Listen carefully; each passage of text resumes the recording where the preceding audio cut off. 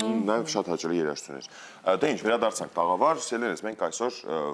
ինչպես հաղորդման սկզբում, մեջտեղի հատվածում, նաև հիմա եւ ոչ միայն օրվա ամբողջ ընթացքում անդրադառնալու ենք մեր հայ կինոյին, քանի որ այսօր մեր հայ կինոյի օրն ենք մենք նշում ամբողջ Հայաստանով մեկ եւ հայերս, իհարկե, եւ հենց այս թեմայի շուրջ նաեւ վստահ շատերը հիշում են, որ մենք ասել ենք, որ անպայման մեր տաղավարում պետք է լինեն նաեւ հյուրեր։ Ունենք հյուրեր, ներկայացնեմ նրանց եւ միասին փորձենք հասկանալ տարբեր հարցերի պատասխանները, մասնավորապես թե ինչ նորություններ կա վերջին շրջանում հայ կինոյի հետ կապված։ Դավիթ Բանուչյան, Հայաստանի կինոյի հիմնադրամի տնօրեն, Վարև ձեզ եւ Ռաֆի Մովսիսյան, կինոքննադատ եւ շնորհավոր։ Բարի լույս, շնորհավոր։ Նաեւ ձեր թույլտվությամբ եւ ձեր գլխավորությամբ շնորհավոր բոլոր մարդկանց, մեր հայերից, ովքեր որ առասարակ կինոյի հետ առնչություն նույնիսկ ունեն։ Դե ինչ, եւ սիրում են հայկական կինո։ Ես սիրում եմ հայկական կինո։ Բայց կարծում եմ, որ շատ սերունդներ են մեծացել հայկական ֆիլմերի շնորհիվ եւ շարունակում են դեռևս մեծանալ, որովհետեւ ընդամենը 2 օր առաջ փոքրիկ տղայից եւ աղջկաս հետ մենք դիտում ենք հայկական ֆիլմ։ Որը 0199։ Հեսա մենք ենք մեր սարերը։ Դե դա գլուխգործոց է։ Նա էլ վատ չէր, բայց դա թե ֆիլմերից ենք սկսի ամեն դեպս։ Մենք այսօր նաև մեր հաղորդման ընթացքում ամբողջ հայ ֆիլմին անդրադարձ ունեցանք մեծ այսպես հատված տեսանյութերի շնորհիվ նաև մենք էլ բավական տեղեկություններ առաջարկում այդ հատվածը հանգիստ թողնենք, գանք մեր օրեր ու այսօր ինչ է կատարվում մեր իրականությունում։ Այսօր իրականում շատ ծրագրեր կան, հենց այսօր ապրիլի 16-ին, որովհետև կինոյի օրը չենք կարող չնշել եւ մի շարք միջոցառումներ ունենք, որի մասին կուզենայի խոսել։ Քանի որ մեր հայրենակիցները քաջատեղյակ չեն օրվա հետ կապված, այսօր որոշել ենք իրականացնել իրազեկման քայլեր, այսպես ասեմ։ Երևանի թատրոնի եւ կինոյի պետական ինստիտուտի մոտից քայլելու ենք դեպի կինո Մոսկվա եւ Բաքվում տեղի ունենալու միջոցառում Հենրիկ Մալյանի փոքր ներկայացումը բեմադրված լինելու եւ այս միջոցառման ըստեյությամբ մենք սկսելու ենք նաեւ Հենրիկ Մալյանի 100-ամյակի նվիրված միջոցառումների շարքը, որտեղ այս տարի նաեւ Հենրիկ Մալյանի 100-ամյակն ենք նշում, այո, իհարկե։ Տարբեր միջոցառումներ են լինելու տարվա ընթացքում։ Այո, եւ իրականում ես կարծում եմ, որ այսօրվա ամենակարևոր իրադարձությունները տեղի են ունենում կինոթատրոններում, որտեղ այսօր հայ հանդիսատեսը կարող է բոլոր կինոթատրոններում դիտել հայկական ֆիլմեր։ Եվ ոչ միայն կինոթատրոններում, նաև մարզային մշակութային կենտրոններում եւ նաև Թումոյում ծրագիր ունենք, որի մասին Ռաֆին ավելի մանրամասն կխոսի, կրթական ծրագրեր ունենք, այսպես։ Այսինքն մարդիկ հանգիստ կարող են այսօր կինոթատրոններում որոնեն, փնտրեն։ Այո, ես պետք է ուրախությամբ նշեմ, որ իրականում 3 եմ հենց նայել տվյալները ինչ վիճակում են գտնվում տոմսերը, հա, ոնց է տոմս։ Շատ քիչ է մնացել, այնպես որ խորհուրդ եմ տալիս։ Կարող գիտեք, մեկ շաբաթ լիներ։ Հենց դրա մասին քիչ առաջ խոսում ենք Գրաֆիի հետ, դրսում ասում ենք այնպես է վաճառվել, որ մտածում ենք, որ եկող տարի պետք է կինոյի շաբաթ անենք, որովհետև տոմսերը տակ կարկանդակների նման վաճառվում են ուղղակի, ես շատ ուրախ եմ սրա համար, որովհետև կան ֆիլմեր, որոնք տարիներ շարունակ խոսում ենք, որ այդ ֆիլմերը մեր հասարակությունը չի գնում, չի նայում, բայց այդ ֆիլմերը այսօր տոմսերը վաճառվել են, չկան։ Այ ուզում այս մասին ավելի մանրամասն Ռաֆիի հետ խոսենք որպես կինոքննադատ, որպես մարդ, որ անընդհատ բոլոր նորություններից տեղյակ է, այսպես մատ ակտիվ պահում է զարկերակին հայ կինոարտադրության։ Եթե ժամանակին մենք իսկապես չունեինք այդքան շատ հայկական արտադրության ֆիլմեր կամ այն էլ ինչ արտադրվում էր տարվա ընթացքում, դա այն բովանդակությունը չէր, որ կարելի էր ասել հայ կինոյի ժառանգության հարող բովանդակություն, հիմա եւ բովանդակությունը, եւ ժանրերը, եւ կոմերցիան, եւ այսպես հեղինակային կինոն բավականին ակտիվ զարգանում են։ Դա այնուամենայնիվ իր հետևից բերում է նաեւ հանդիսատես եւ լավ տենդենս զարգացման, թե միևնույն է դեռ մենք խաղում ենք նույն տեղում։ Իրականում Իհարկե պայմանավորվել է, որ պատմական ակնարկ պիտի չանենք, բայց ամեն դեպքում այն ինչ որ 90-ականներին տեղի ունեցավ մեր կինոթատրոնների հետ, դա շատ ողբերգական պատմություն էր, այսինքն գիտենք, որ բազմաթիվ կինոթատրոններ եւ մարզային կինոթատրոններ ուղղակի փակվեցին եւ դրանով իհարկե խզվեց հանդիսատեսի եւ կինոյի կապը։ Իսկ հանդիսատեսի եւ կինոյի կապի բացակայության պարագայում խոսել կինոարտադրության մասին կամ կինոյի տարածման մասին բավականին բարդ է։ Այն ինչ որ այսօր տեղի է ունենում, իհարկե կինոթատրոնները, որոնք որ կան եւ սիրահուժար համաձայնել են տարիներ շարունակ ցուցադրել հայկական ֆիլմեր եւ նաեւ այլ կենտրոններ, ինչպես օրինակ Թումո ստեղծարար տեխնոլոգիաների կենտրոնը, որը ունի կինոթատրոններ եւ կինոտունը, որոնք վերականգնեցին այդ սքանչելի դահլիճը եւ հիմա բաց է, եւ մարզային, այսինքն Թումոն նաեւ ունի մարզային իր կենտրոնները, որոնցից յուրաքանչյուրը ունի կինոթատրոն, այսինքն այդպես առանցքային նշանակություն ունի սովորեցնել էկրանին դիտելու կինո։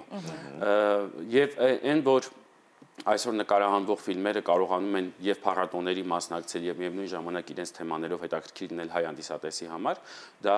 միանշանակ շատ ուրախալի է։ Ես կարծում եմ, որ այդ ամբողջ փոփոխությունները տեղի ունեցան հատկապես 2018 թվականից հետո, երբ կինոյի քաղաքականությունը ամբողջությամբ վերանայվեց եւ փոխվեց, եւ 2019-ն էլ որոշեց, որ պետք է կինոյի օր լինի, այսինքն ինչ որ մի տեսակ պետական միջամտությունը կինոյի զարգացմանը շատ ակնհայտ է եւ դա շատ գովելի է ու դրա պատճառով է, որ նոր անուններ են ի հայտ գալիս եւ նոր մարդիկ են ի հայտ գալիս եւ նոր համագործակցություններ նաեւ արտերկրում այո եւ նոր թեմաներ մենք տեսնում ենք, այսինքն կանանց ակտիվությունը կինոյի ասպարեզում, թե ինչ հետաքրքիր ֆիլմեր են նկարահանում եւ ունենում են նաեւ կոմերցիոն հաջողություն, որտեղ մեզ մոտ կար այդպես տենդենց, որ կոմերցիոն հաջողություն հայկական կինոյում կարող են ունենալ միայն կատակերգությունները, բայց մենք տեսնում ենք, որ այսօր այդպես չէ, այսինքն սպորտային կինոները, կենսագրական ֆիլմերը մեծ հաջողություններ են գրավում կինոթատրոններում, վավերագրական ֆիլմերը փառատոներում եւ կինոթատրոններում։ Ինձ թվում է, որ դա նրանից է, որ նոր թեմաներ են սկսել շրջանառվել, իսկ դրանք, որովհետեւ նոր դեմքեր են ի հայտ եկել կինոյի դաշտում։ Այսինքն մենք այսօր լավ կինո ունենք։ Մենք ունենք լավ կինո, այո։ Եվ ունենք նաեւ հրաշալի ռեժիսորներ, ունենք դերասանների մասին խոսք չկա։ Կարող ներկայացուցիչ այստեղ է։ Բայց Թումոյի մասին որ խոսեցիք, ինչ է սպասվում Թումոյի։ Վերադառնանք միջոցառումներին։ Նորից կինոյի հիմնադրամի հետ համատեղ մենք ժամը 16:00-ին բոլոր Թումո կենտրոններում, այսինքն Երևանում, Գյումրիում, Կողբում, Դիլիջանում ունենալու ենք ֆիլմի ցուցադրություն, Ճանապարհ դեպի Սասունցի Դավիթ, իմ ամենասիրելի հայկական մանկապատանեկան եւ եզակի իր ժանրի մեջ լիամետրաժ ֆիլմերից մեկը, որտեղ Յուրի Վարդանյանն էր խաղում։ Այո, որտեղ ամենասիրելի ֆիլմերից է։ Եվ ցուցադրելու ենք ֆիլմը մեծ էկրանին, որից հետո լինելու է քննարկումներ բոլոր կենտրոններում եւ ընդհանրապես Թումոն եւս այս տարի կինոյի հիմնադրամի հետ համատեղ հոբելյանական ծրագրերի վրա է մեծ ուշադրություն ունենալ եւ հայկական կինոն լինելու է մեր թիրախում ընթացած բարբերաբար կտեղեկացնենք, թե ինչ նոր նախաձեռնություններ ու ծրագրեր ունենք, այնպես որ շատ լավ կինոտարի է սպասվում։ Ռաֆ, մինչև խոսենք քո արդեն որպես ռեժիսոր ստեղծագործական հաջողությունների մասին, մի հատ վերադառնանք նաև հիմնադրամին, սենց փորձենք հասկանալ վերջին շրջանի ամենակարևոր ձեռքբերումը, որը որ ունեցել ենք եւ գրանցել ենք հայ կինոյի համար։ Տեսեք, կարևոր իրադարձություն է, որ պետությունը իսկապես ունի քաղաքականություն, մշակութային քաղաքականություն կինոյի ոլորտում։ Ռաֆին իհարկե նշեց, ես մի փոքր կուզեմ բացեմ այս փակագծերը, հա։ Ինչով է կարևոր, որովհետև այն օրենքը, կինեմատոգրաֆիայի մասին օրենքը, որը ընդունվեց, դա է հենց պետության քաղաքականությունը, հենց դրանով է նշանավորված, որ մենք առաջիկայում ունենալու ենք նոր ծրագրեր։ Մի քանի օր առաջ, ընդամենը մի քանի օր առաջ, Կրթության, գիտության, մշակույթի եւ սպորտի նախարար Տիկին Ժաննա Անդրեասյանը կառավարության նիստում ներկայացրեց ներդրումների մասնակի վերադարձի մասին ծրագիրը։ Տարիներ շարունակ ֆիլմ արտադրողները Ռաֆին շատ լավ գիտի, երազում էին այս մեխանիզմը, որպեսզի Հայաստանում լինի։ Ես մի փոքր պատմեմ, եթե կուզեք, կարևոր եմ համարում սա, նաեւ կինոգործիչները որ իմանան, սա խոսում է դրա մասին, որ ֆիլմ արտադրողները ներդրված գումարի 25% կարող են հետ ստանալ եւ գումարած եւս 10% եթե կա Հայաստանի հարահարճակման կոմպոնենտ, այսինքն 35% մինչև ֆիլմ արտադրության մեջ ներդրում անելով դու կարող ես հետ ստանալ։ Ու սա վերաբերում է ոչ միայն միջազգային ներդրումներին, այլ նաեւ տեղացի ներդրումներին։ Սա բացում է նոր դռներ, նոր հնարավորություններ, նոր ֆինանսական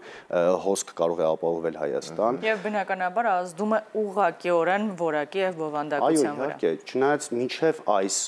ուրեմն կառավարության որոշումը էլի լիքը հաջողություններ է ունեցել կինեմատոգրաֆիայի ոլորտում, լիքը հաջողություններ ենք ունեցել եւ 25 թվականը ըստ էության բացվեց հենց Բերլինի կինոֆեստիվալի ժամանակ հատուկ ծրագրով ներկայացված էր մեր Թամարա Ստեփանյանի ուրեմն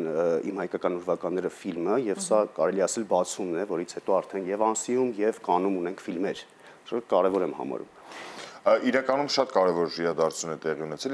որ կարծես թե ճիշտ հասկացա, չէ՞, իսկ եթե մենք օտարերկրում էլ գտնվող հայրենակիցներ կամ նույնիսկ ոչ հայրենակիցներ կարող են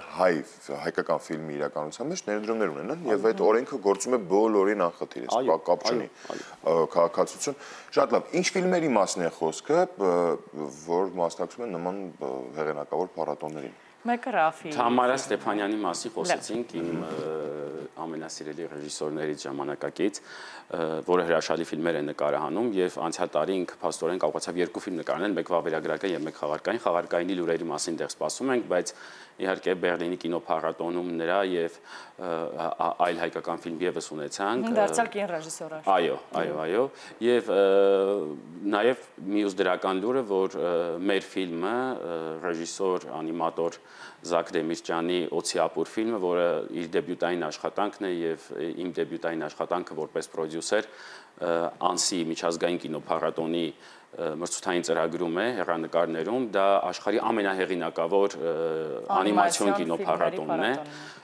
եւ այս տարի ուղղակի եթե այդպես փաստերով ասենք 3900 հայտ էին իրենք ունեցել 130 երկրից եւ վերջնական ընտրության արդյունքում տարբեր մրցութային ծրագրերում ընտրվել է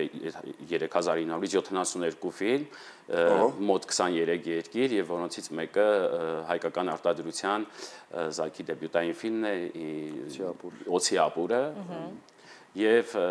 դա ուղղակի այդպես շատ կարևոր փաստ էր, մեզ համար անսպասելի, որ կարող է այդպիսի հաջողություն լինել։ Մենք իհարկե դրա համար մենք էլ ենք ուրախ, բացի նրանից, որ շնորհավորում ենք, որովհետև դա բոլորիս այսպես դառնում է գանձարանի մի մասը եւ խոսենք նաեւ միջազգային փոխհարաբերությունների եւ համագործակցությունների հնարավորությունների մասին, որովհետև որքան դու քո երկրում կարողանում ես ապահովել օրենքներ զարգացման համար, այն նաեւ ավելի հեշտ է դառնում, օգնական է այսպես դառնում միջազգային հարաբերություններում համագործակցություններ ձեռք բերելու համար այդտեղ ինչ շրջանառություն կա։ Հայաստանի կինոյի հիմնադրամը ամեն տարի առնվազն 3 կինոֆեստիվալի մասնակցում է, ոչ թե կինոֆեստիվալի, կինոշուկաների, որից մեկը Կանի կինոշուկան է, Մախշեդու ֆիլմը, երկրորդը Բերլինի եւ Անեսի։ Եվ այս 3 ուրեմն կինոշուկաներում հայկական տաղավարներ կան, այս տարի ըստ էության հայկական տաղավարում Անսի հայկական տաղավարը ամբողջությամբ կարելի է ասել Օցիապուր ֆիլմի պոստերն է։